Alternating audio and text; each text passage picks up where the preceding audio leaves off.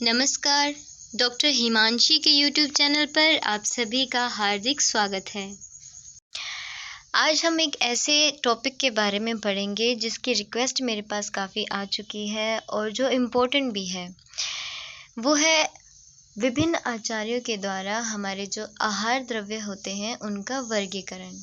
तो आचार्य सुश्रुत है, आचार्य चरक है और आचार्य वाग्भट हैं। इन तीनों ने अपने अपने तरीके से आहार द्रव्यों का वर्गीकरण किया है। तो आज हम उसी बारे में बात करेंगे। सबसे पहले हम देखते हैं कि आचार्य चरक ने सूत्र स्थान के 27वें चैप्टर में इन आहार वर्गों का जो वर्गीकरण है वो वर्णित किया है। चैप्टर का नाम है अन्नपान विधि अध्याय। आचार्य सुश्रुत हैं, उन्होंने आहार द्रव्यों को दो मेन कैटेगरीज में डिवाइड कर दिया। लिक्विड का अलग से कर दिया इन्होंने, ठीक है, और सॉलिड का अलग से कर दिया, ठीक है। तो जो लिक्विड वाला है वो तो द्रव्य विधि अध्याय में और सॉलिड जो है वो अन्नपान विधि अध्याय में। तो ये दोनों चैप्टर जो है सूत्र स्थान का 45वां और 46वां चैप्टर है। अब इसके बाद हम आते हैं आचार्य चरक ने किस तरीके से इन आहार द्रव्यों का वर्गीकरण किया है। उन्होंने 12 वर्ग बताए। ये सूत्र है इन वर्गों के नाम ध्यान रखने का, याद रखने का। आई होप ये आपको याद करने में बहुत सहायता देगा। तो इस सूत्र को देखते हैं। सबसे पहले इसमें लिखा है कि शंभुमत ने मांस को हरे फल के रस से और इक्षु से कृत करके आहार बनाया। तो यानी कि एक इंसान है जिसका नाम है शंभुमत, उसने मांस को हरे फल के रस से और इक्षु से कृत करके अपने लिए आहार बनाया। ये सूत्र है। अब चलिए इस सूत्र को हम खोलते हैं। मैंने श के बाद 3 लिखा है, यानी कि श वाले 3, शुभ धान्य, शमी धान्य और शाक वर्ग। फिर उसके बाद आता है अंबुमद। अंबुमद में 2 आ जाएंगे, एक अंबु वर्ग आ जाएगा और एक मध्य वर्ग आ जाएगा।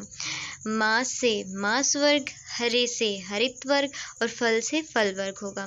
रस से हम यहाँ पर लेंगे गोरस और इक्षुकृत से 2 वर्ग आ जाएंगे, एक आएगा इक्षु वर्ग और एक आएगा कृतान्न वर्ग और आखिरी है आहार, जिससे कि आहार वर्ग आ जाएगा। तो इस तरह से ये 12 वर्ग आचार्य चरक ने बोले।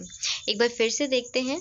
जो सूत्र है वो है शंभुमत ने मांस को हरे फल के रस से और इक्षुकृत करके आहार बनाया। तो श के 3 हो गए। श के 3 कौन से? शुभ धान्य है, शमी धान्य है और शाक वर्ग है। फिर अंबुमत से 2 अलग से हो गए, एक अंबु वर्ग है और एक मध्य वर्ग है। मांस से मांस वर्ग है, हरे से हरित वर्ग है, फल से फल वर्ग है, रस से गोरस वर्ग है। इक्षुकृत ये 2 हैं, इनसे 2 वर्ग बनेंगे, इक्षु वर्ग और कृतान्न वर्ग। और आखिरी 12वां कौन सा है? आहार, जैसे कि आहार वर्ग होगा। ये तो है आचार्य चरक के द्वारा आहार द्रव्यों का वर्गीकरण। अब हम बात करते हैं आचार्य सुश्रुत ने किस तरीके से आहार द्रव्यों का वर्गीकरण किया है। उन्होंने 2 मेन कैटेगरीज मान ली, एक द्रव द्रव्य और एक अन्न वर्ग, ठीक है। जो द्रव वर्ग है उसके अंदर उन्होंने टोटल 10 जो वर्ग हैं उनका वर्णन किया है और अन्न वर्ग के अंदर टोटल 13 वर्गों का वर्णन किया है। देखते हैं हम। सबसे पहले देखते हैं द्रव वर्ग। मैंने आपको बताया कि इसके अंदर टोटल 10 वर्ग हैं। इससे पहले कि मैं इसका सूत्र आपको बताऊं, मैं एक चीज़ आपको बताना चाहती हूँ कि कुछ सूत्र ऐसे होते हैं कि कई बार हम सूत्र याद कर लेते हैं, लेकिन हमें सिर्फ सूत्र याद रह जाता है, उसके अंदर का मैटर जो है हम भूल जाते हैं। तो कई बार हमें थोड़ा सा लाइन से हट के भी कुछ सूत्र बनाने चाहिए, कुछ इस तरह के जो हमारी ज़ुबान को, जो हमारी जीभ को थोड़ा पसंद आए। जैसे मिठाई पसंद आती है, ठीक उसी तरीके से। तो ये सूत्र जो है ये भी कुछ ऐसा है, इसका कुछ मतलब नहीं है, लेकिन ये ज़ुबान पे इस तरीके से चढ़ जाता है कि इसके हर लेटर से जो एक वर्ग निकल के आएगा वो हमें अच्छे से याद रहेगा। ये सूत्र हमारे टीचर ने हमें दिया था और मुझे ये अब तक भी इसी तरह से याद है। अगर मैं रिवाइज़ ना भी करूं और मुझसे पूछ लिया जाए कि आचार्य सुश्रुत ने किस तरीके से द्रव वर्ग का कितने वर्ग बोले हैं, क्या क्या नाम है, तो मुझे ये सूत्र याद आता है और वो फटाक से हो जाता है। तो चलो हम इस सूत्र को देखते हैं।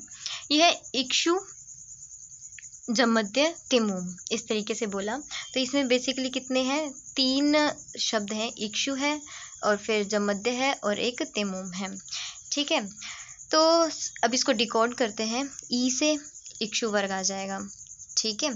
फिर इक्षु जो है, अक्षय जो है, इसके बाद मैंने 4 लिखा है, तो यानी कि एक क्षीर याद रखना है, यानी कि दूध।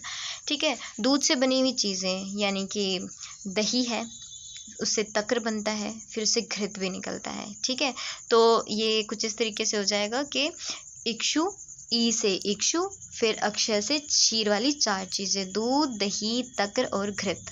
फिर ज से जो है जल वर्ग, फिर मध्य से मध्य वर्ग। उसके बाद तेमूम आ गया, तेमूम में ते से तैल वर्ग है, मू से मूत्र है और म से मधु वर्ग है। ये टोटल द्रव वर्ग के अंदर कितने वर्ग हैं? 10 वर्ग जो है आचार्य सुश्रुत ने हमें बताए। इसके बाद हम चलते हैं अन्न वर्ग के ऊपर, जिसमें मैंने बताया था आपको कि टोटल 13 वर्गों का वर्णन अन्न वर्ग के अंदर किया है। वो इस तरीके से है, कृमांशा, फशावे, शार्पुल, ककुधा। ठीक है, इसमें 5 शब्द है। ये भी हमारे टीचर ने हमें दिया था और ये भी मुझे इसी तरीके से याद है। थोड़ा इजी है, फटाक से लर्न हो जाएगा, क्योंकि इनके फर्स्ट वर्ड से, इनके हर एक लेटर से एक वर्ग का नाम निकल के आ रहा है, तो ये इजीली लर्न हो सकता है। अब सबसे पहला शब्द देखते हैं हम, कृमांश। ठीक है, तो कृमांश में हमें किस तरीके से मिलेगा? 3 शब्द हैं, क्री, म और श। ठीक है, क्री, माँ और श। क्री से कृतान्न, माँ से मास और श से शाली वर्ग। ठीक है, ये कृमांश हो गया। देन उसके बाद आता है फशावे, इसमें 3 आएंगे, फ से फल, शा से शाक और वै से वैदल। देन उसके बाद आता है हमारा शार। शार में क्या आ जाएगा? 2 हैं, शा से शार और र से रत्न। पुल में भी 2 हैं, पुष्प और लवण। ककुधा, ककुधा में कितने हैं? 3 आ जाएंगे। ककुधा में किस तरीके से आएंगे वो? क से कंद हो गया, फिर कु से कुधान्य और धातु से धातु वर्ग। तो ये टोटल 13 जो वर्ग हैं वो अन्न द्रव्य के अंदर या अन्न वर्ग के अंदर आचार्य सुश्रुत ने वर्णन किया है। इसके बाद हम आते हैं कि आचार्य वाग्भट ने अष्टांग संग्रह में किस तरीके से किया। उन्होंने बराबर द्रव्य बांट दिए, अन्न द्रव्य के भी 6 वर्ग माने और द्रव्य द्रव्य के भी 6 वर्ग माने। जो अन्न द्रव्य में 6 माने हैं वो है शुग धान्य, शिंबी धान्य, कृतान्न वर्ग, मांस वर्ग, शाक और फल वर्ग। और जो अष्टांग संग्रह है उनके जो द्रव वर्ग है उसमें इक्षु, क्षीर, जल, मद्य, तैल और मूत्र।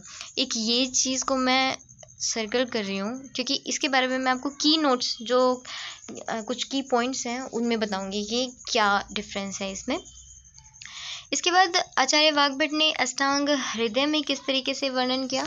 उन्होंने क्या किया, द्रव्य द्रव्य तो 5 लिए लेकिन अन्य द्रव्य 7 लिए, जबकि अष्टांग संग्रह के अंदर जो अन्न द्रव्य थे वो भी 6 थे और जो द्रव्य द्रव्य थे वो भी 6 थे। बस यहाँ अष्टांग हृदय के अंदर अन्न द्रव्य 7 हो गए और द्रव्य द्रव्य 5 हो गए।